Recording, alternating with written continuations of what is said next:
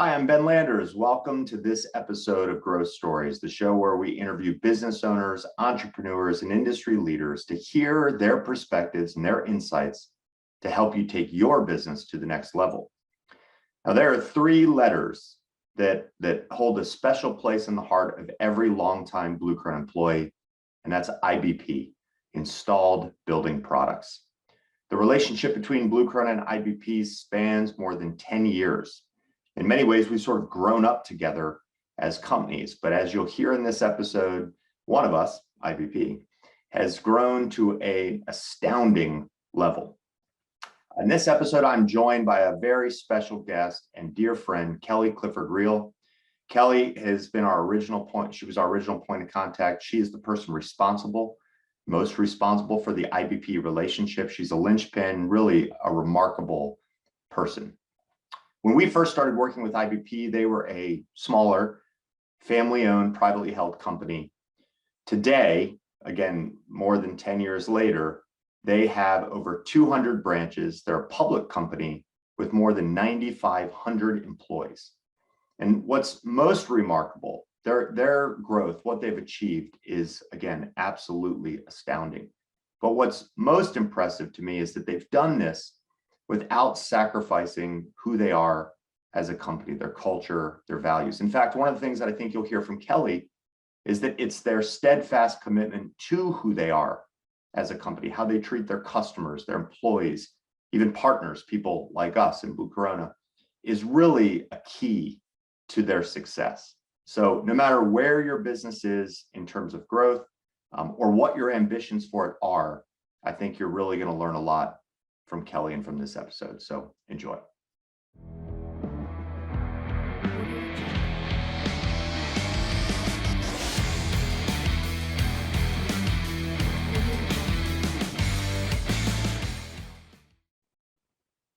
Kelly, welcome to Growth Stories. How are you? Thanks, Ben. I'm good on this gray, rainy day here in Columbus. Yeah, it's been a long time since I last saw you. I'm trying to remember the last time. It was probably when we were doing the quarterly, or maybe it was annual business planning, but that was like a couple of years ago. That was a few years ago. Yeah, I think Elena's mostly met with the team in person in the past couple of years. So, well, maybe for the listening audience, give an introduction to yourself and IBP. Sure. I am Clifford Riehl. I'm the Director of Communications and Community Relations at Installed Building Products. IBP is the premier installer of insulation and building products for residential and commercial builders throughout the United States. We have about 9,500 employees at about 210 locations all over the U.S. Wow. And then I'm also president of the Installed Building Products Foundation, which is our charitable giving arm that focuses on giving back to our employees and in the communities where we live and work. So that's awesome. Yeah. When you said 95 employees, I was thinking like we need to do a multi-part series of how you guys have been able to achieve what you achieved with fewer than like 10,000 employees. Yeah, no, we're almost at 10,000. Yeah. So that's awesome. Now, how long have you been with the company? Because it's been a long time. It has been a long time. I was trying today to remember, it's been 13 years. So I just celebrated my 13th anniversary, which kind of funnily, I guess, or oddly, is on St. Patrick's Day. So it's easy to remember. Yeah, so 13 years, started in the midst of the Great Recession, which is an interesting time to start at a company that, at the time was really focused on residential new construction. Oh, so, yeah.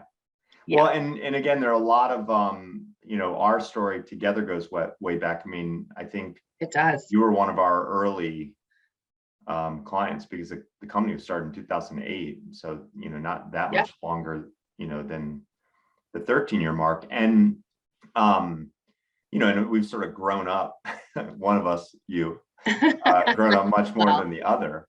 Yeah. But the podcast, probably most of our listeners are going to be business owners, small, medium-sized businesses, which obviously can range from, $1 million to say 30 million. And one of the reasons that I thought it'd be so cool to talk to you is because, you guys started as a privately held company and much smaller than you are today. And you've grown to a size that, I mean, I know they always talk about how few small businesses, privately held businesses actually, survive 10 years. Yeah. How many of those go and become public? And, with the type of valuation that you guys have is like probably fits in a thimble.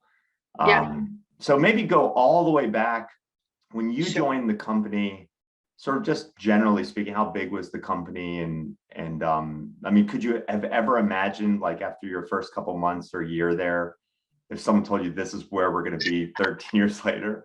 Yeah, I didn't really imagine being here much longer, really, than a year or two. So I think it's kind of a testament to what a great company it is that that it's been 13 years. So yeah, so I started on St. Patrick's Day in 2009.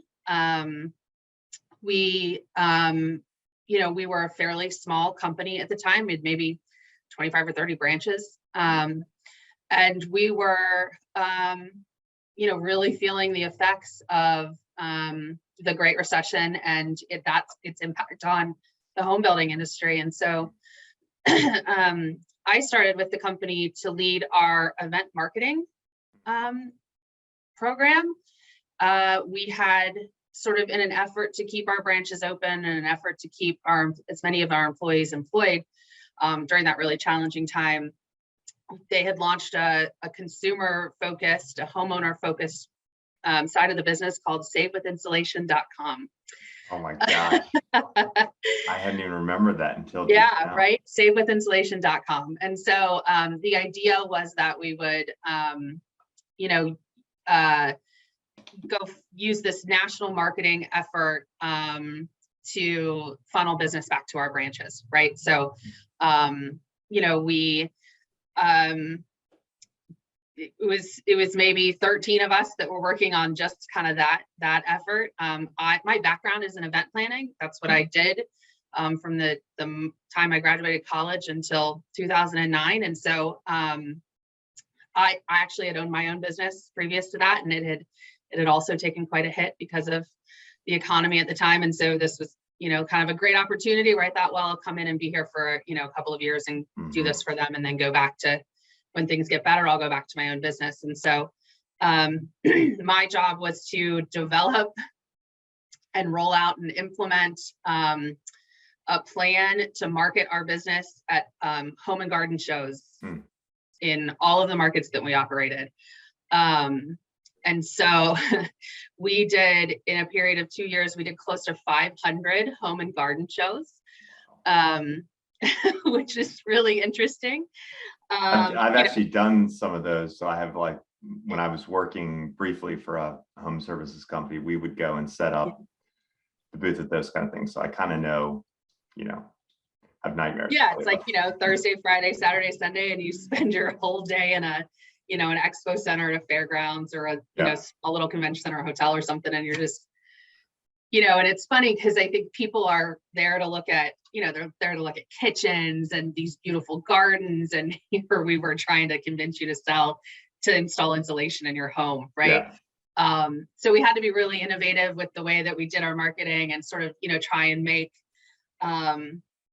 insulation an attractive prospect to homeowners, right? And this was kind of, still real early on in sort of paying attention to, climate change and sustainability and all that stuff. So it was even kind of tough to get that kind of a message to resonate. So yeah, so and then a person that I hired to help with that we did 500 home shows. We hired actors, like we literally worked with a talent agency and got these people trained on like a very basic level knowledge of insulation and home energy efficiency, and we sent them out to these trade shows in these bright green shirts logoed with our logo was like this yellow seal, so it was like your energy saving seal.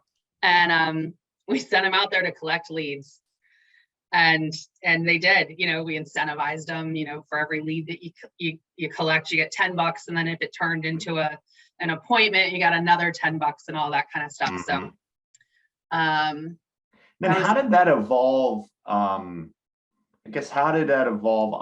The way I remember it, and it's the way I remember things is usually flawed, literally flawed these days. But I remember at one point getting connected. I had a conversation. So Kelly and I went to college together, and I remember having a conversation with a mutual friend who I think was like in between careers and was looking at digital opportunities, or maybe I was interviewing her. But I remember we were sort of talking, and then she gave me an update on what you were doing, and then I think you reached out a little bit later and said, hey, we've had this, this SEO company has done something to our site. I think maybe it was like they either had like hidden text or, some sort of tactic that was like a disaster.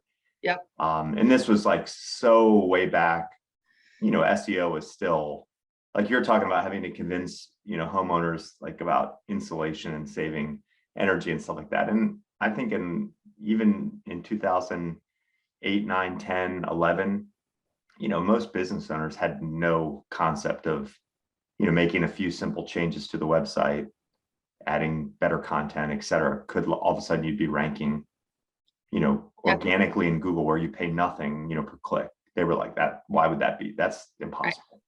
I'm just going to collect recalls from the yellow pages. Right? Yeah. So I guess talk about that when did you start getting more involved with the website and digital in general? Yeah. So I think, we were doing this sort of event marketing strategy, and we were doing some other stuff. We had folks who were, they were doing canvassing. We were doing some guerrilla marketing at, festivals and events. And I think this was really kind of the time when sort of digital marketing and the idea of SEO and being able to use it to generate leads was just kind of coming, I think, to the forefront, especially in the home services industry, or at least for us, it's when we kind of thought about it. And so just kind of as part of the market, the overall sort of management team for Save with Insulation, we had developed this website, and, and it was kind of beautiful, right? It was great branding, but it wasn't doing anything, right? It was just kind of sitting there. And so we had approached this company, about how to, I kind of think of it like it's a wild, wild west, right? Like there was really there wasn't a ton of guidance, there weren't a ton of rules, right, around websites. And so we had used this company that did some, not so good, slightly shady things, I think, probably. And which I think we didn't really know any better. And so anyway, a lot of that stuff, again, it's one of the challenges of, sort of any industries, like, educating your prospects of, what it is your company does. And I think, there's so many things that can be done on a website that no business owner, no matter how technical, would ever see it, stuff on the back end and how things are coded and how things are linked together. And I remember when we weren't originally in kind of the SEO space, we had expanded into that. It's funny that you mentioned the yellow pages. I remember we were tracking yellow page ads for a large commercial residential plumbing company.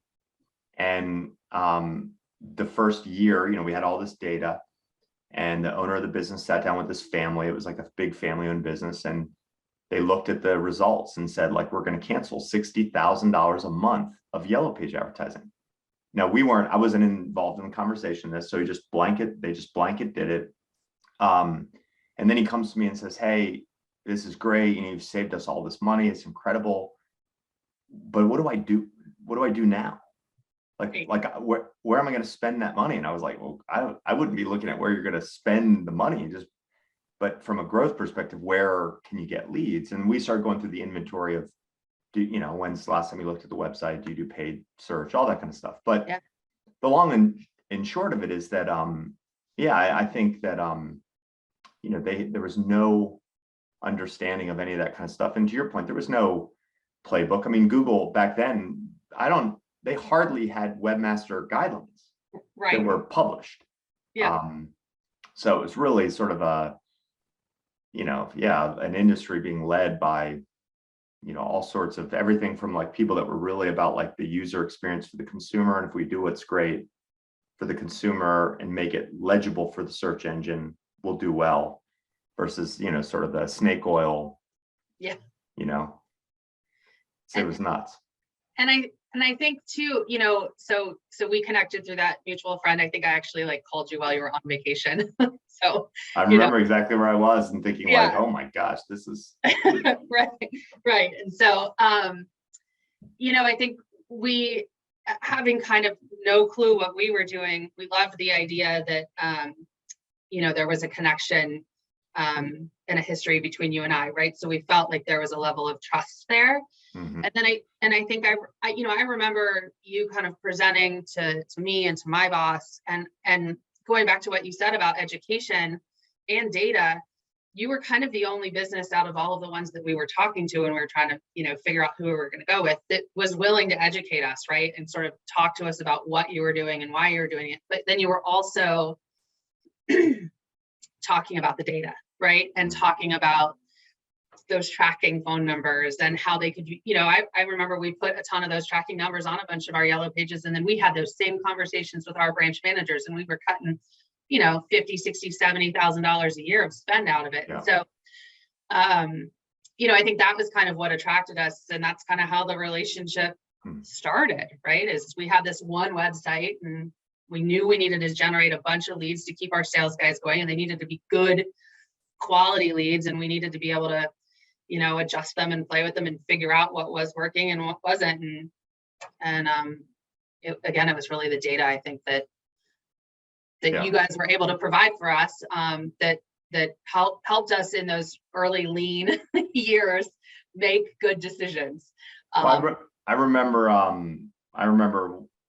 overhearing Bob Perini, who was a co-founder of Blue Corona, and Bob had a bottled water delivery business, sort of completely unrelated, obviously, to digital marketing, but he did a ton of advertising marketing. But I remember hearing Bob, a Washington Post reporter, someone was interviewing Bob, and Bob said something like, the more people know about the water that they drink, the more likely they are to drink more water, the company that he was running. And, he threw out some statistic like 99.5% of tap water is used to flush toilets.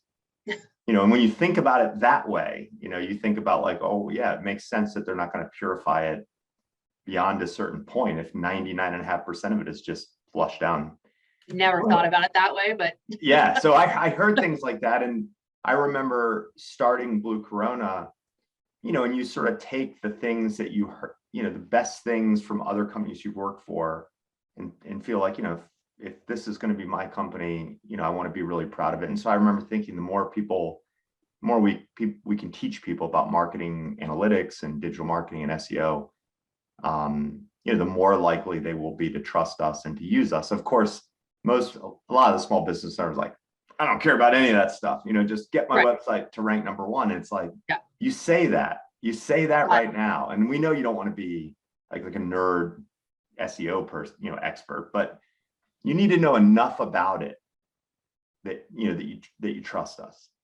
You guys were great students of digital marketing, and we learned, we were learning about how to run a more mature business from you guys, from observing, how you did things. How, I guess, maybe speaking about that, how did, because you've had the same, at least from the CEO kind of top perspective, same leadership with Jeff, right? The whole, and so I guess that's really remarkable. Usually, it seems like people start a business and they have one leader, and then you get to a certain size where that leader sort of probably either acknowledges or gets told, you got us here, but now you're not going to take us to the next level. What's been consistent with the company as it's grown, and what are some of the things that maybe have changed? And from your perspective, I know it's big company, so. Yeah, right. You're right. So our business was actually started in the mid 70s by Jeff's dad, right? Just kind of as one sort of insulation branch. And then when Jeff joined the business in the mid 80s, he really, I think, saw the potential to grow it. And that's really kind of when IBP was formed and started to grow. I think what's been consistent probably is that, we have this entrepreneurial spirit that's kind of reflected in everything that we do, where we grow by acquisition. And that's a huge part of our success. We go into markets and we identify, branches or locations that have a great business and, buy them. We don't go buy distressed companies, and then we leave them alone for the most part, right? Obviously, being publicly traded, there's a lot of things that we internalize here, accounting and HR and marketing is one of those, and those kind of things. But, we a lot of times the owner of that business, becomes the branch manager, and we give them the tools to grow and succeed. So, I think in terms of what's been consistent since day one, it's certainly been our entrepreneurial spirit, but it's also been, our commitment to our employees. And we like to say that sort of our company value is the golden rule, right? We treat others like we want to be treated. And I think that that's reflected in the way that we treat our employees. It's reflected in the way that we treat, our vendors. It's the way we treat our customers. And so I think if there's one thing, really, it's that, right? That it goes back to the people, and the way that you treat people. And we like to think that we're a great employer that does right by, everyone that touches the company. So, it's always so great. It's great to hear things like that. And it's also really fascinating to hear things like that. And I'll say to those listening, I can speak to that personally. I remember when we were a much smaller company, I would say small companies, most of them by definition are short on resources. And Blue Corona was no different. So we had, our early employees were working, probably more than they should have in retrospect. A lot of late nights, a lot of early mornings, weekends, the whole story. And I remember our team had done something, and I don't remember whether it was like a project that we were trying to get launched for you guys by a certain time or whatever it was, or something had happened and we were working on it. And I remember kind of 3 separate events. One was like pizzas showed up to our office, like yes. 30 pizzas. Yes. I think more than were necessary to feed us. Right. Even though some of us are very big eaters. And it was like, who sent these? And everyone's like coming to me like, Ben, thank you so much. Like, you didn't have to do this. And I'm like, I didn't do it. And then I think, we found out that you guys had, we also got like cookies and a care package from you guys that had our Sweet logo Tooth on it. Cottage. Sweet Tooth Cottage in Columbus. Yeah. And I remember thinking like, it's one thing if you sent them with the IBP logo saying thank you. I mean, that we would have been done cartwheels over that, but you had them personalized with our logo, and the folks at Sweet Tooth Cottage know this. We then said like, man, we should be sending cookies with our logo on it to every new, Blue Corona client. So for years we did that. And then I also think for Chase, for one of our key folks, again, who knows, it was either his birthday and he did something or whatever, but I went out and got him a locally sourced present, but at your request. And again, I think when you guys treat like very few companies, we have a handful of clients, and maybe there are more that I'm just not aware of, but I know we have a handful that sort of operate similar to how you guys do it. And the team will do anything, for clients like that, because it's so rare. And I also remember going to one of the Western branch kind of conference or like get together all your internal branches. And, and again, I make this comparison loosely, but, it was like the camaraderie of that group in the networking before. I think I spoke there before I spoke, kind of listening to everyone's story and how, when they sold their business or how long they had been on board, and sort of watching people interact with Jeff and you and your team. It sort of reminded me of Berkshire Hathaway, Their like shareholder group, the way Warren Buffett and Charlie Munger talk about their shareholders, their ecosystem, it's like their biggest source of pride.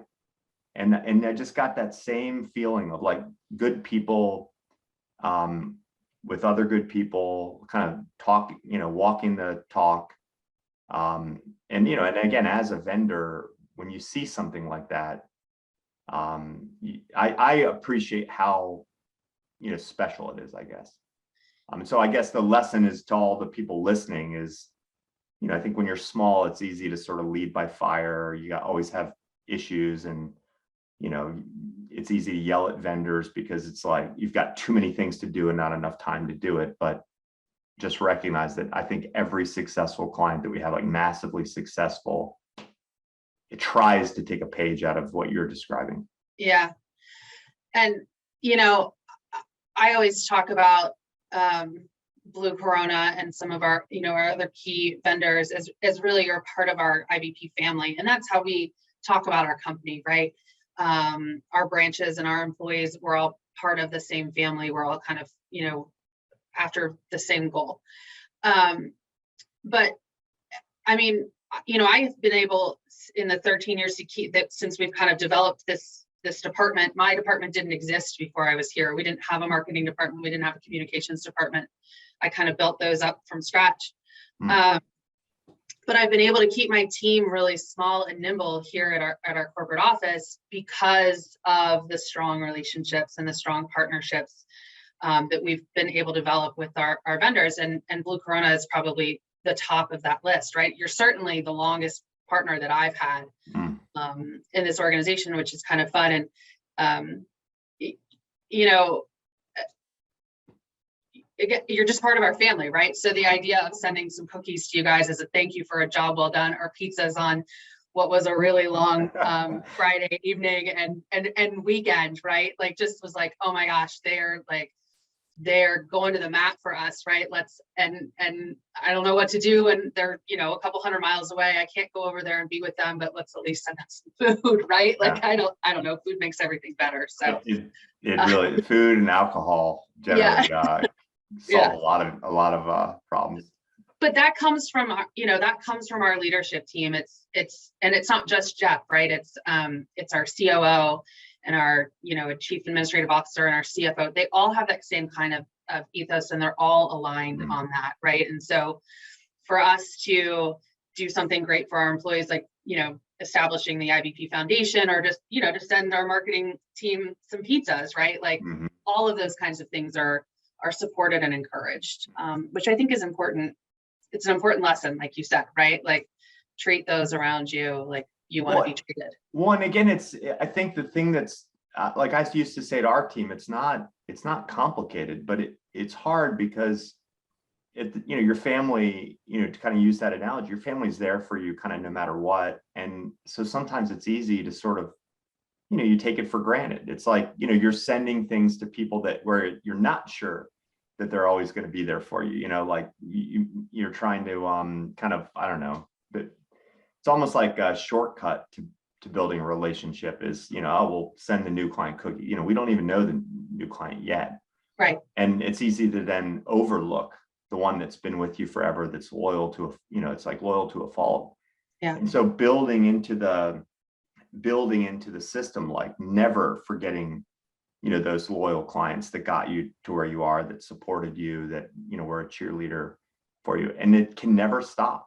And so like, Hannah on our team will send around, things, and, one team gets bigger. And again, we're a tiny fraction the size of you guys, but, it seems like we're always celebrating birthdays, anniversaries, and also, but I always think to myself, that's what keeps, it's like a mortar that you just have to keep reapplying. You can't let it start to crumble, or then by the time you realize you've gone off your path, you've got a lot of work to do to get back problems. to it. Yeah. So what about talk about the foundation? Because I remember when you first told me about that, it was cool that, it was cool when a company's vision is big enough that an employee's vision or desire to do something can fit within it because the company's growing and doing these new things. I mean, when I heard that with you, I remember thinking, we really need to keep growing and evolving Blue Corona because we will have great people that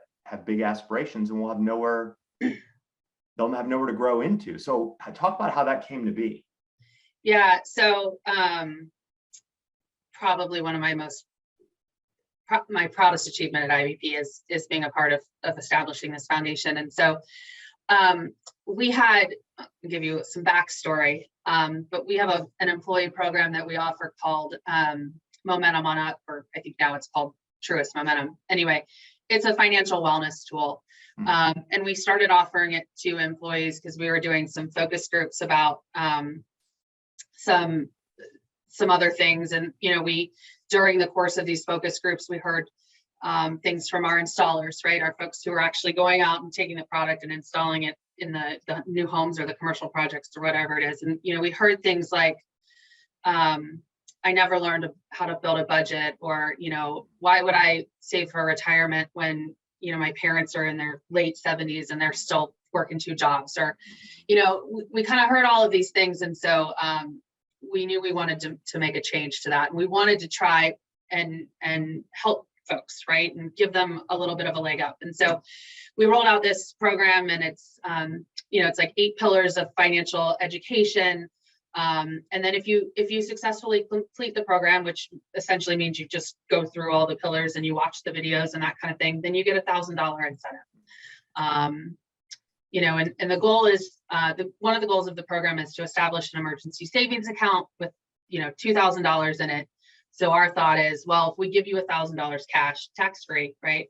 Well, it's not tax-free, it's grossed up or whatever. But if you get $1,000 from your employer, then you get to seed that savings account, right? And it went over so well that we thought, what else can we do, right? And we were hearing these stories from our employees, about the life-changing experience that it provided. Maybe now they were saving for their child's college, or they were investing for their future, or they understood a budget, right? Or they were making little incremental changes, like instead of stopping at the gas station in the morning for a coffee and a pack of donuts and a Gatorade and a Doritos, right? You were packing your lunch, right? And saving that couple of bucks. So that was going on, and we were seeing tremendous success with that. But then at the same time, Hurricane Harvey had hit Texas, where we have a significant number of employees and branches. And we heard from all of our employees. We were hearing from employees all over the country. I mean, one of our branches in Maine was like, reached out and we're like, what can we do to help? Should we load a box truck full of water and drive it to Houston? Or others were like, we're going to do clothing drives or diaper drives or whatever. And we realized that we didn't have a good way sort of to organize an effort like that or help our employees when they were struggling. And so, you had kind of those 2 things come together, and we thought, well, let's figure out a way to do some good, right? And so we created this foundation, and it, we have a scholarship program. We offer, we started out offering employees and their family members the opportunity to apply for a $2,500 annual and renewable scholarship for any kind of post-secondary education, community college, regular college, graduate degrees, trade programs, vocational programs, anything. And then actually in January of this year, we announced that we're increasing the amount to $5,000 a year. So super excited about that. And the idea is, right, that, that's $5,000 a year when you talk about higher education can be the barrier to not going, right? And so if we're able to help with books or help with, at a community college, $5,000 could potentially cover your education. And so there's that. We've committed to give over $1 million in scholarships in the past 3 years, which is incredible. We have an employee financial assistance fund in our foundation, and that's really what came from sort of our experience with Hurricane Harvey. So our employees can apply for up to $2,000 in financial assistance during times of financial crisis, and they can do that on an annual basis. We have a nonprofit grants program. So we work with nonprofits who are involved in building or renovating homes for those in need or providing shelter for those in need. That's kind of our bread and butter, right? We're in the home building industry. And so, we really truly believe that every human being deserves a safe place to stay at night and a roof over their heads. So anything we can do to sort of impact that. And then we also think it's really important for our employees and our branches to be involved in their local community, right?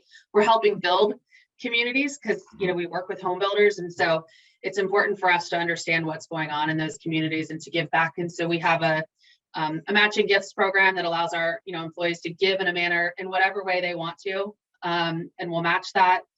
And then they're also able to, some people like to give with their time versus giving with their treasure. And so, we have a volunteer program so they can go out and volunteer a certain number of hours, and we match those hours with monetary donation to whatever nonprofit, they've gone out and done work with. So when did the foundation come into being? So we launched in March of 2019. I mean, what's so, a lot of this stuff, almost seems like, I always wonder like how much of something is like serendipitous, like just kind of all the stars came together versus like, methodically put together. It almost seems like the foundation was put together kind of from the heart without being able to predict that there would be a global pandemic. Home services takes off like a rocket ship. Labor goes into it's like super high in demand. You already had the platform created before in some sense. And I know hiring and recruiting has been a challenge for successful companies for years, not just since 2020, but it's great that you had that in place. And then from a marketing standpoint, sort of, and again, it doesn't sound like you're using it like it was put together as like a, like a covert marketing thing. It sounds like it was put together as like, this is doing what doing the right thing looks like, but cause marketing and giving back to communities and all that kind of stuff, associating your brand with good. I know as a homeowner, it's like, I look at that stuff and it makes a difference if you're look between two companies and one of them is active in the community, making the world a better place. And the other one is like, doing the the TV ads with like the right. used car sale, it's like, exactly. Where do you want your money going, Yeah. And sure, that's a great benefit, right? Like we love seeing our name associated with these great organizations that we're able to support, but that really wasn't one of the purposes of doing it, right? It was really just about doing the right thing. And going back to what you said about labor, labor in all industries, but especially construction, right, is a challenge. And so, we're able to say that our retention rates are, significantly better than the industry standard. And our turnover numbers are really low. And we attribute that to, again, going back to treating people the way that we want to be treated, right? We do these things. We have our foundation. We have this Momentum On Up program. We have, a longevity stock program for our employees who've been with us for 10 plus years where they get gifts of stock. But we also have a best in class safety training program. So it's critical to us that our employees come home safe at night, right? We also look at, our employees' well-being. We have what we call the positive production program, which is a 54-week series or 54 episode series that we're sharing with our employees that gets to their well-being, their emotional well-being. It's there's a DE&I component to it, and so it's kind of all of those things, right? But we don't talk about them a lot out in the public because that's just kind of not really who we are. But yeah, you're right. It's certainly nice to be able to see our brand associated with some of the great things that are going on in the world. So yeah, it's like that. I always think of the phrase like the best time to plant an oak tree is 20 years ago. Yeah, right. Sort of like for any entrepreneurs or small business owners listening who kind of think, well, this is a publicly traded company. We're not there yet. You can take steps And ideally, you got to take the steps. Like you want to build the you want to build the shelter before the storm comes. And if if you're doing it for the right reasons and behind things that you are really passionate about, it makes it a lot easier. But again, you've picked something that again, it's like seems like it's on brand. It's aligned with the culture of the company. It's beneficial from a employee as well as growth perspective. So that's just awesome. Yeah, absolutely. And what's interesting is the first 2 years of our foundation, it was funded exclusively by our executive team's bonuses. Really? Yeah, which is amazing, right? They literally donated their full annual bonus. Our CEO, our CFO, and our COO donated those, right? So really talk about like doing the right thing. I got goosebumps just, it's always, in all the, now this will be like maybe the 6th or 7th one of these that I've done. And,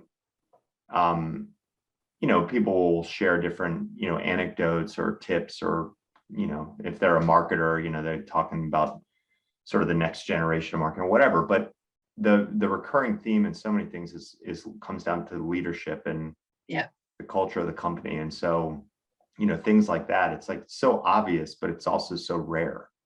Yeah. For people to do that. Yeah. I'm really lucky to work where I work and to get to be supported by the people that run this company. It's just a great place to be. So that's awesome. Yeah. Do you have any sort of, I guess, I don't know if I would say parting words of wisdom or sort of lessons that you've learned? Again, you've been there for 13 years and probably had a lot of great mentors and I didn't prime you with this, so it's hard to think of things in advance. But are there, a handful of things that you would give as sort of advice or things that you've picked up, lessons learned, or anecdotes from your time there? Yeah, I think finding a great mentor is probably one of the most important things you can do for your own success, right? Mm-hmm. Personally, professionally, all of those things, right? Somebody that you can trust and that believes in you. And I have that in our COO, Jay Elliott. He's been my boss for 12 of the 13 years that I've been with the company, but in more than that, he's truly been a mentor. So I'm just super fortunate to have started that relationship early on, right? And he really helped me develop and grow and build these departments really into what they are.